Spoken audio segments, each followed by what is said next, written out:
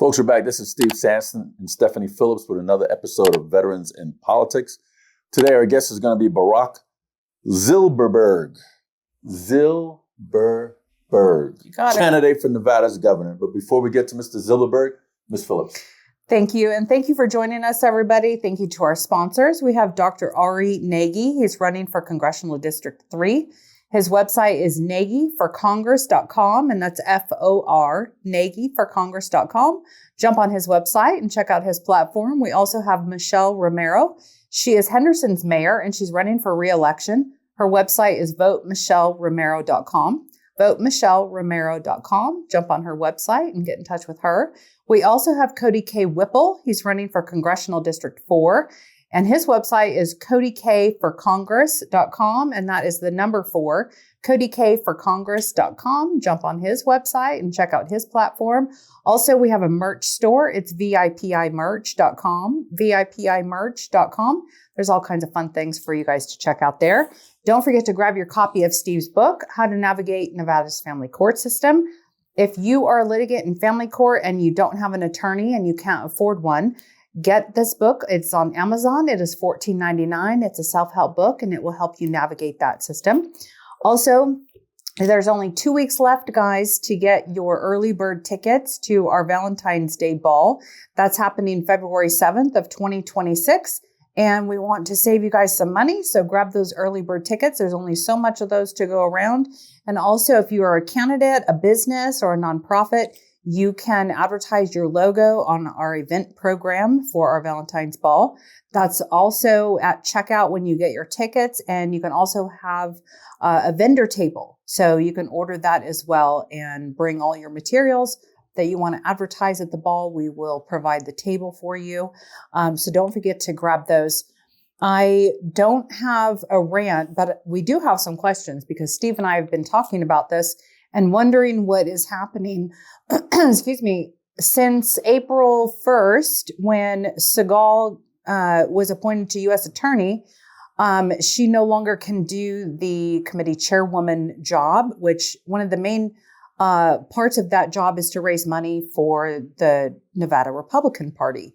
So I haven't seen, have you seen anybody take over? No, they apparently they have all the money they need. They don't need to raise any money. Well, we haven't heard if someone was appointed or if there's going to be an election to take over that seat. And apparently, the last I heard that she is on taking a leave of absence because she's not allowed to do any kind of political stuff as she's being a U.S. attorney. So anyway, we are wondering why all this time has gone by and no one has filled that position, and what's happening with that, and who's raising money for the party in place of her.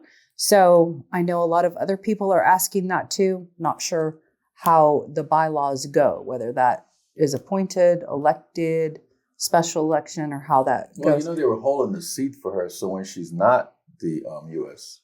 But that's attorney, not in the best interest of the doing. Nevada Republican. They don't care about the best interest. They just care They just care about their little clique and what they're doing for themselves. That's what they care about. Come on now. Anyway, so Nevada GOP, we are asking what's happening with that position and who's going to take over and who's raising money for the party. I meant to pull the CNEs for the state, but I forgot to do that. So on the ball, how much people saving if they get their tickets before the 31st? So they are saving, $15, I believe, per ticket? right now. Per ticket, $10 or $15. But we did have them down at $99. That's when people should have taken advantage of them. But that was long past. And they're going to go up to They're going to go up to $125 starting January 1st for the month of January till the ball. And you know, that's when everybody wants to buy their tickets. They usually buy them a month before. I know. And then they want the discounted price. Yeah. So sorry, guys. No discounted price. You got until the 31st. So do it then. Don't say, hey, I want the discount rate. You're not going to get it. So This is your opportunity. Get it before Christmas. Get it before tax time because tax time ends on the 31st. Did you get your ball ticket yet? No, I will get it. Yeah. And don't say you don't get it and don't get it, okay? Because we hear that folks, too. You got to get your Valentine's tickets. Dozens of people, though, have taken advantage of the early bird ticket. So that is great, and we're And excited. not only about that, maybe you'll find your Valentine over there. This, You never know, this is Who true. knows? right? This is true. So Are you hoping to find your Valentine there? he's always looking for his Valentine. That's another issue, another subject, and that's a personal matter. So we're not going to discuss that right now. We just talking we're politics right that's now? right. We're going to go No ahead personal. and cut through the chase. Question me as to what you want and how you want me to, go ahead. And One of the proceed. questions is, are you going to bring a Valentine? That's the goal. We all bring course he will. Valentines. We all have a loved one or some sort of significance. Yeah. Or are you going to find a Valentine there? Oh, well, it could go either way. We could That's find personal. it. He I doesn't could wanna bring talk one. personal. He'll Yeah, bring I know, one. I know. He'll bring Susie and leave with Mary. The guy's trying to run for office. You're making him look bad. Yeah, so no. I just want to go strictly to the objectives of Nevada as being governor and what I want to do for you, the people. That's All right. what it's all about. here. Mr. Zilberberg. Yes, Did I pronounce it correctly? that's correct. Thank you. Could you give us a bio, please? Bio, I am an entrepreneur, an investor, a real estate investor, actually. What type of real estate? I do commercial, residential, I do luxury, I do it all. I have holdings, I manage, I run, I do everything across the board. And I delegate to the people that within my organizations so that we go ahead and we can get the job done in presence of the people and serve the people within our facilities. is that all here in Nevada? Here in Nevada and also holdings in California as well, in Los Angeles particularly. So did you give your bio? Did you talk about kids, your fur babies? all That's that? correct. Where you're Yeah, from. I have 5 children. Okay, and I have Are you 4. Mormon? I have 4 Or are grandchildren. you Mormon? I'm not Mormon. Okay. I'm Jewish. I happen to be a naturalized born Jew. Okay. But I tell you right now, I love all ethnicities and religions. It could be Mormon, could be Christianity, could be Catholicism, could be Muslims, could be anybody across the board. I love everybody, and I love people. And I just strictly want to cater to everybody. I don't want to segregate anybody in our nation. I want to keep it together and united as one, as the United States of America, particularly here in Nevada as well. I believe we have to bring our own goods here, produce our own goods, actually, not bring them. And then furthermore, go ahead and disperse them throughout the United States and the world. What kind from of goods here. are you have in mind? I'm thinking to do I want to bring manufacturing here wholeheartedly. And then also I like to bring Disneyland over here. I like to bring... You trying to bring California? Wait, back? what? I'm talking about a high-speed railing system over here. Newsom tried that, and apparently it the has to money be done. disappeared. And then it's we got to go gone. ahead and not only that, within the transit system that we're going to run alongside, we're going to put also, I'm a plumber too. So we're going to have pipes. Got a lot of We're going to have pipes. And within the pipes, we're going to have packs with California. So I was going to say rats. No rats. Packs. And that we will desalinize water so we have, and we could replenish Lake Mead. So we have water here. We do need water here. Yeah, I know we have aqueducts here and we have all types of things here, which I'm very well aware of, but we need more water here because the population, unfortunately, is growing. Everybody's fleeing into Nevada. Tons of people from not only the United States, but all over the world. So we must facilitate not only with water, education. Education is key. We need to have the finest education for our children here, and we have to show presence of us being number one in Are you education. still on your bio? Yeah. No, he moved off the bio long time ago. Well, Trying to the figure out bio. education part of the bio. Okay, Yeah. I am on. Okay, well, basically, I'm an entrepreneur. I'm a real estate investor. I started grassroots. I started with $5 an hour in plumbing, and from there I've risen. I just have a vision, and I love, to help people. Not thinking about the money, but helping people. And that's what has got me to this point here. I also have a book called Resilience. And in my book, it's a biography, by the way. You can read it. Again, my book is $14.99. I know your book is $14.99. I wish I would have brought it so I could have shown Is yours everybody. on Amazon too? Amazon, You're a yeah. copycat. And Okay. Kindle. Copycat. No, we're not copycats. We How just old are you, rub Barak? off of each other. That's all. How I don't know old? how that sounded.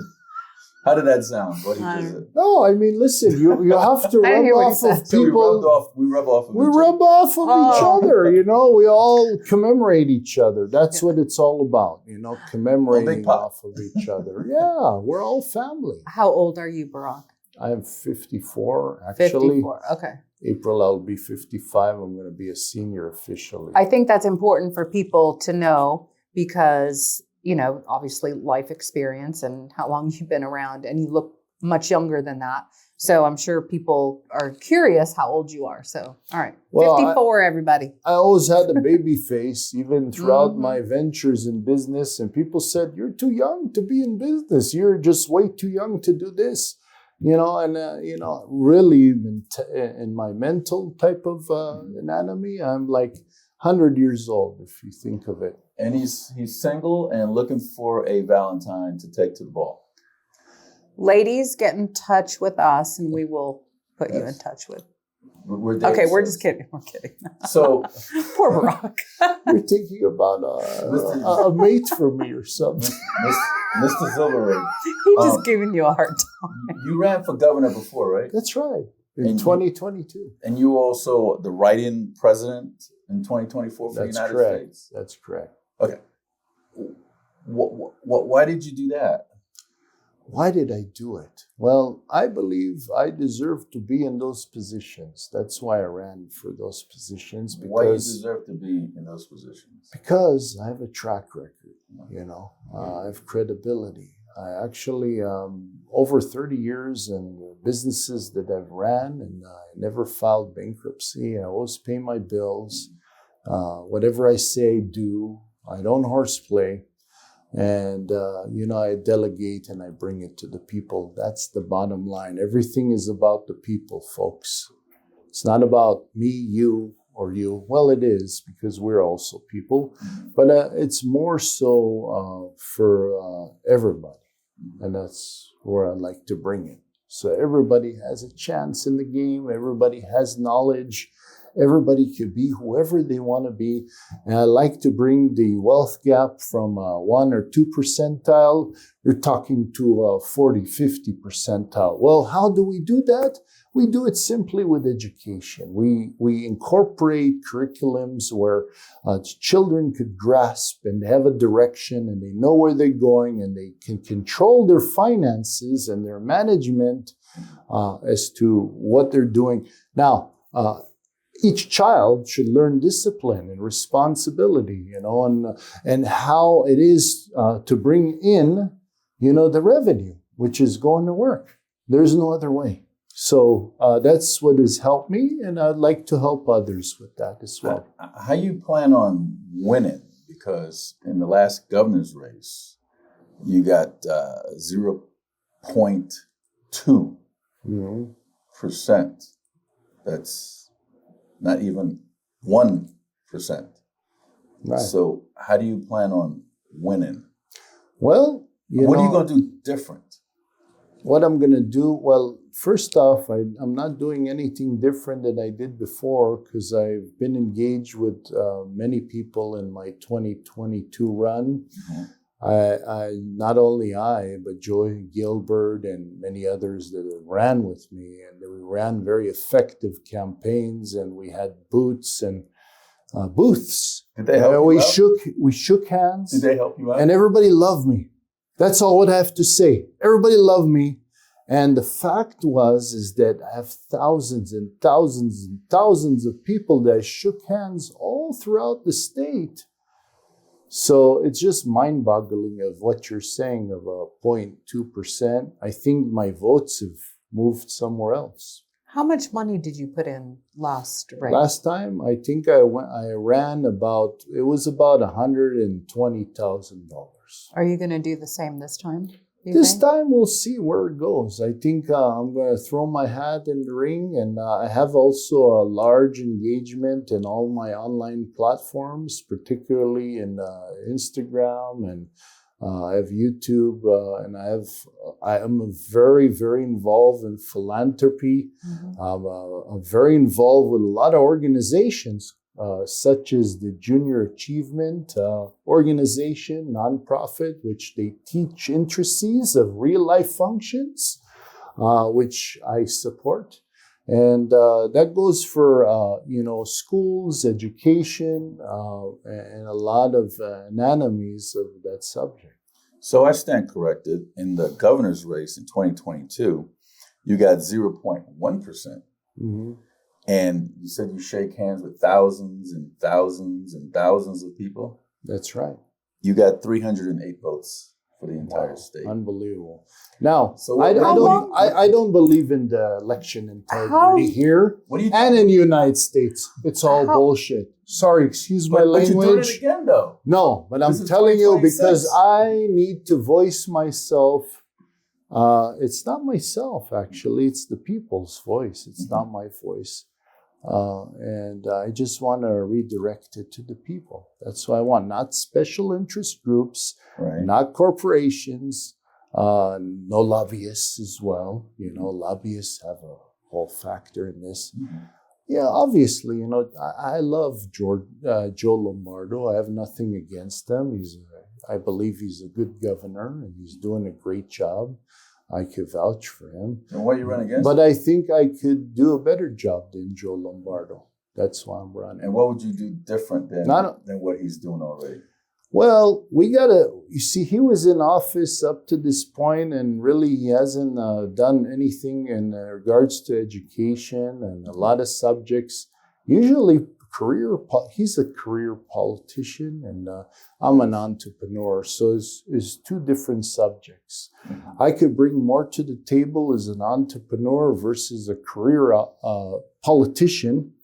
And they all come out when the elections, they need the votes. Obviously now he's coming out. We haven't seen him come out, during his engagement as a governor. Mm-hmm. Now he's coming out because he needs the votes. Mm-hmm. And it shouldn't be that way. You should always be out there in the public. You should be transparent. You should have televised cameras on you doing your day-to-day functions within the state, so everybody could see what you're doing.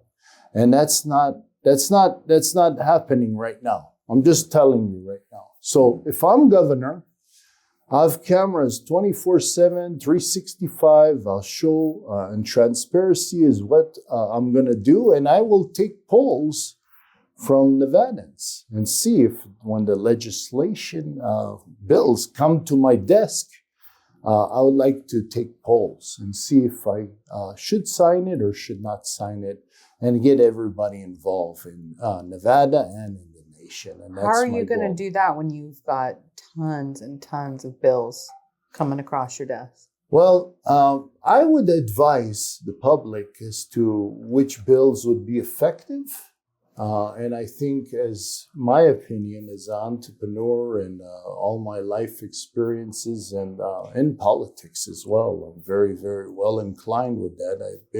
I'm professionally inclined since the age of 5 in politics. So given and said of that, I do a lot of decisions in my businesses and all my functions, in the last minute, and I do very effective decisions, and I get the job done.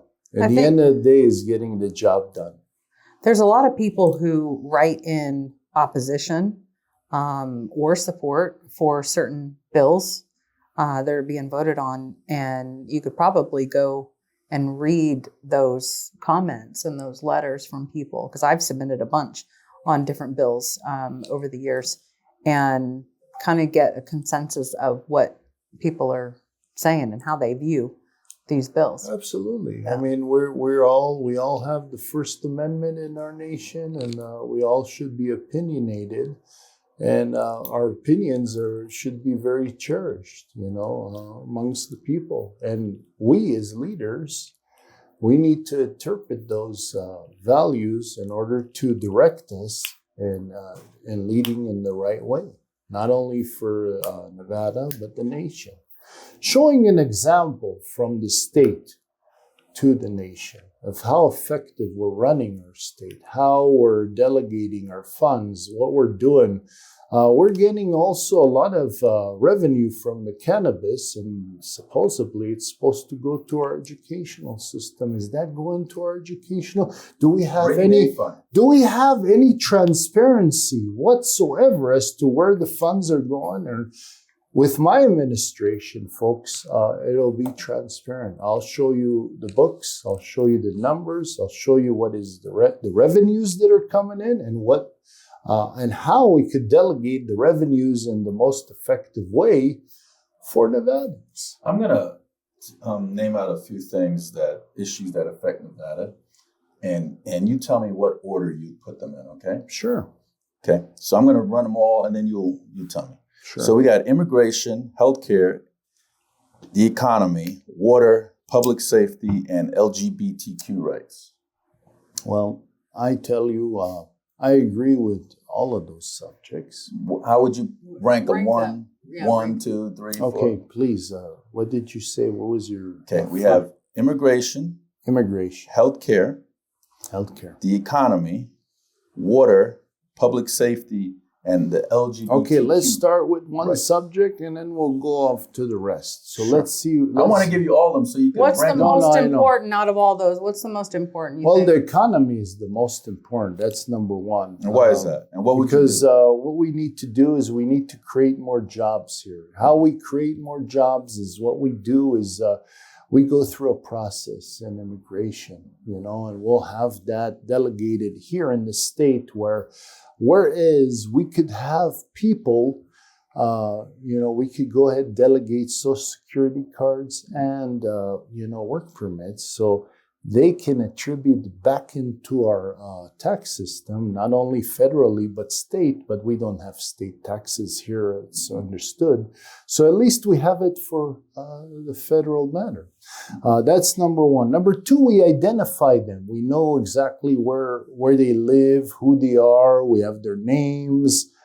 They're righteous people. 3 years, we give them permanent residencies. Are you talking about illegals that are in the state? Talking you illegals. Give them a Social Security card. Give them. What I'm also saying is people that are living here for 30 years and 20 years, and they don't even have a permanent residency, and they've attributed so much into the country, not only to the country, but they're oust from the tax system. But why? Because they're not paying taxes, right?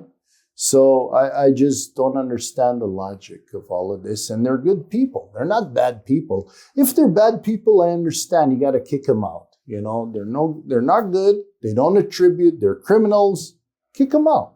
But if you're a good person, why not give them opportunity whereas they could work and prove themselves here in this nation and furthermore become permanent residents and citizens of this nation. How come they haven't already become citizens?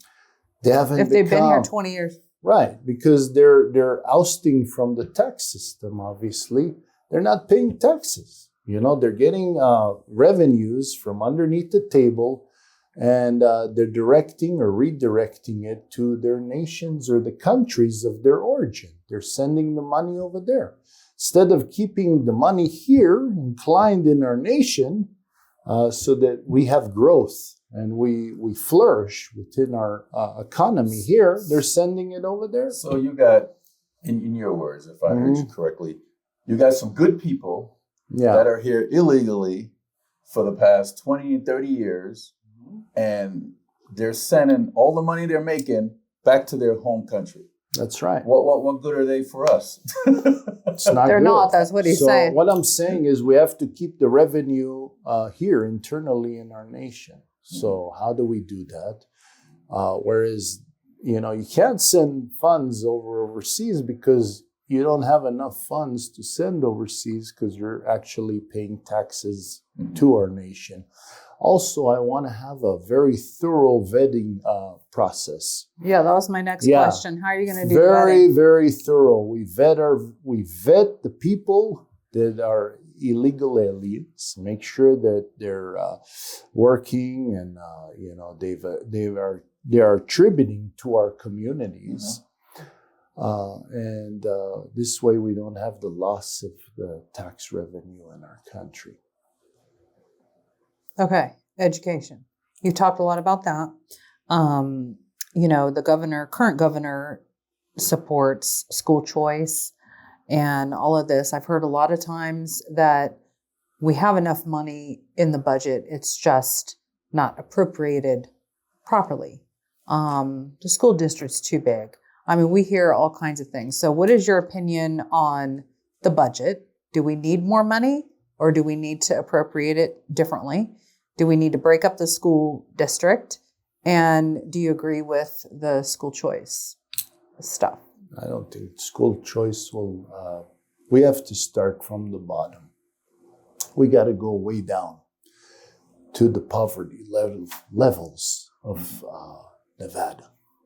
So we got to start there. And not only there, we're going to go ahead and build our way up to the middle and the upper. When you say you started with the poverty, what does that mean is teaching them the curriculums of real life functions. In other words, giving them a direction.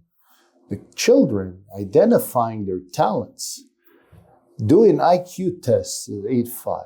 So understanding as to where their presence is, where their anatomy of their intelligence is. And what if a child is so bright, we don't want to waste our time with the child. We want to incorporate or channel the child where the child will be successful. We'll have military recruitment, we'll have jobs, we'll teach business, entrepreneurship, real estate. So you think a change in curriculum is going to better our education system? Yeah. Teaching them the fundamentals of, the real life functions. That's what's going to upbring everything. And then they can teach their parents too. If they're not, inclined with this type of knowledge, they go back home. They say, Mommy and Daddy, actually I learned so much in school. They taught me, how to enter in a purchase agreement, how it is to have impeccable credit, how it is to, be responsible and have a job. I think at age 13, all the children should go to work and they should tally in at least 4 hours a week. They have the communication skills. They have the anatomy of responsibility. The money goes and channels into their accounts, which we open. Age 18, they have accumulation of money. They already learned how it is to enter in a contract in real estate as their own home. They enter into their own, and we make it affordable for them to enter as well. So the legal work age in the state is 16. You're saying bring it to 13? Bring it down to 13. Yeah. You think they're mentally capable of? I had my first job at 13. I had also. I had was actually fine. 6 years old. I started younger than that, but I want to hear what he's going to say. Yeah, 13. I think it's a good, a point in a life, in a child's life. Are you pushing that? Is that part of your platform when you're running? It's part of my platform. And what kind of feedback have you received?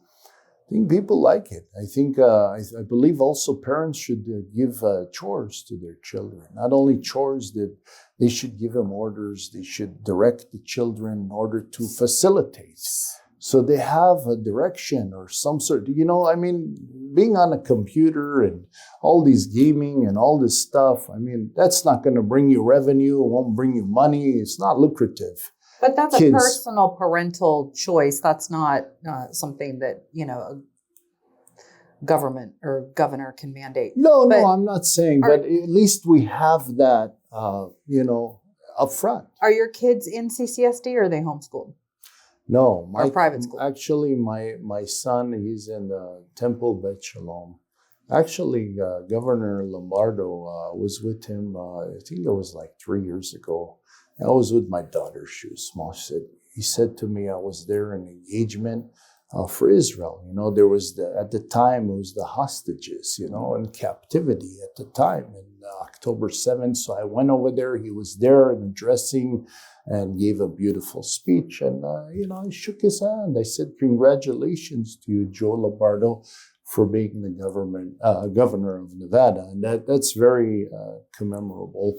And he said to me, you know, you should put your daughter in here, you know. So I listened to him, and I did. And I think it's a remarkable school.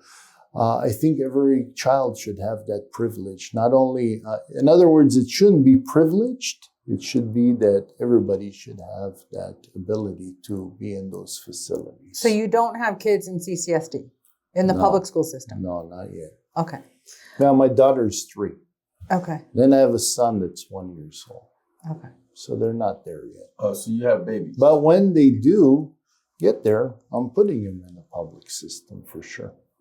100%, because I've been brought up in upbringings of a public school. Nothing's wrong with public school. Took Lombardo's recommendation and put your child in a school already? No? Did I not hear that? No, he actually endorsed Temple Bet Shalom. Okay.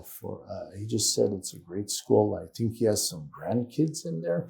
Also, Shelley Berkeley, I just saw her in a Hanukkah celebration just, a day ago or 2 days ago. I was with my mother, and she was there as well. So I believe her grandchildren are there as well. I like the fact that there's armed guards there. They're actually former frontliners. So I just love the whole thing, the whole ambience. So you know how they talk about immigration, and some people come out and say that they do the jobs that the Americans don't want to do, the illegals, right? Mm-hmm. So do you think if you lower the work age to 13, maybe those kids will do the jobs that Americans don't want to do? So yeah, and then we could also introduce the children in age 3 in trades, like plumbing, electrical, HVAC. At age 13. Oh.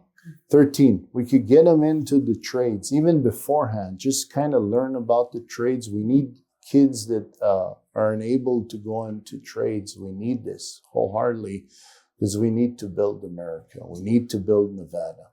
Do you think that the governor could get on the phone and talk to the president of the United States and tell him to lower the interest rates so we could start having people buying homes again? We need to lower it. Right now. If you're asking me, interest rate should be lowered by 2 points. Okay, so if you're reading me, the Federal Reserve, you see my fingers, 2. So we got to get it down to 2 points. It's really restrictive on the American families. Everything is so high and unaffordable, especially the mortgages.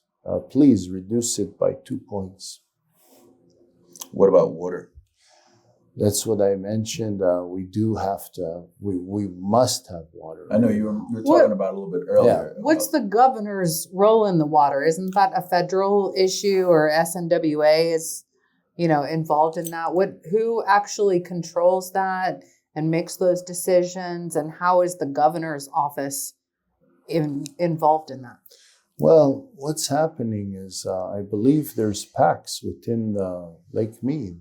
Obviously, and it diverts to various channels in our nation, and not only in our nation, but through Mexico. I don't know specifically what the governor's initiatives are in the water, but when I am governor, I'll make sure that I'm part of that, and I'll make sure that we have water, and I will negotiate very effectively with PACs, with California specifically, and other parts of the nation that we do have water. And we'll make sure that we build desalination plants Why should we build them? Shouldn't California build them? California will build them, and they will facilitate. Like Mexico build the wall? Yeah. Well, Mexico, well, I don't know, Mexico is going to build the wall. But my plan with the wall, to finish the wall, which do you think... we don't have a wall, so do you think... The wall is being finished. Wait, is it finished? Or it's being finished. Okay, There's a lot good. of construction You're not down there. right in for president again, right? Yeah, I want to make another run. 28th for president, too. I love to. You better call JD Vance about that. Yeah, JD Vance. Yeah, hey, JD. Maybe I could even be your vice president. You never know if you're president. What about land? Because, 80% of Nevada is owned by BLM, which is, Yeah. and not Black Lives Matters either. The Well- Bureau of Land Management, just to let you know. We need to open up federal land here in Nevada. How much? For affordable housing. How much land? And I don't believe the governor now is in position where he is. He was able to open up federal land here in Nevada, and that's what I really want to do. I want to work very effectively with DC, especially with the president of the United States. And we are going to open up the lands. How for much affordable, of the land? How many acres? as much as I could negotiate. I want to make sure that we open up the federal lands and facilitate for our people here. And it will be only for residents of Nevada, not people from other parts, because we need to make housing affordable for us Nevadans. That's my concern. If they would, let's just say that they say, all right, we'll release half of the federal lands back to Nevada. Then what? How is that even going to be funded, managed? Because you can't just take over land and then, great, we have land. What are you going to do with the money and how to manage that? Well, what's going to happen is we're going to go into tracts in the land, and we're going to parcelize the land so that we could go ahead and build affordable housing. You or the developers? What I'm going to do is I'm going to work extensively with nonprofit organizations and the private sector. So I don't want to get the government involved. I don't want to get taxpayers' money involved in this. But with the powers of executive as I have as being a governor, I could bring nonprofits and also the private sector into on the table and negotiate, so we could build tracks. So that's here in Clark County. What about the rurals, which the rest of the state? The rules would also be applicable, and then upstate and Reno, I know there's a problem also in affordable housing there as well. So that is also inclusive with Washoe County, Clark County. All counties in Nevada.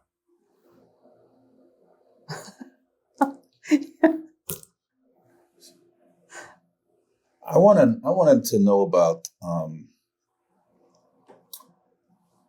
making cannabis federal, legally federal, and I know a governor has influence. Could make the call to the president and change that. We have about 140 dispensaries here in the state of Nevada. Her revenue is anywhere between $829 to $1 billion a year in cannabis taxable money. Would you be willing to make that call to the president and say, hey, let's make marijuana federal? Because you got 140 real retailers in your state that can't put their money in the bank. What would you do with that? Well, I believe federally it should be legal, and then the states could go ahead and at their discretion legalize it within their state or. It's already legalized here. I know it is. Yeah. Did you say what?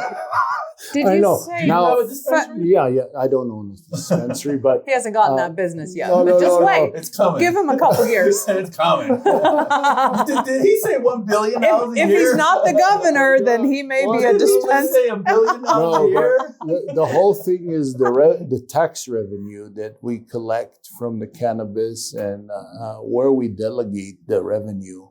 and it should go through to education. There's no ifs, ands, or maybes. So you think the Fed should legalize it? Yes, Yes, okay. absolutely. And Right. at the discretion of the states, they could choose whether they want to integrate it in their state or not. But federally, it should be legal.